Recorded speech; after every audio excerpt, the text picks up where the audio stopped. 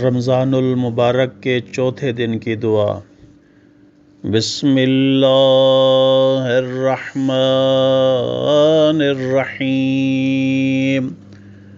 اللہم قوّنی فیہ علی اقامت امرک وَاذِقْنِی فِیہ حلاوۃ ذکرک وَأَعُوذْنِی فِیہ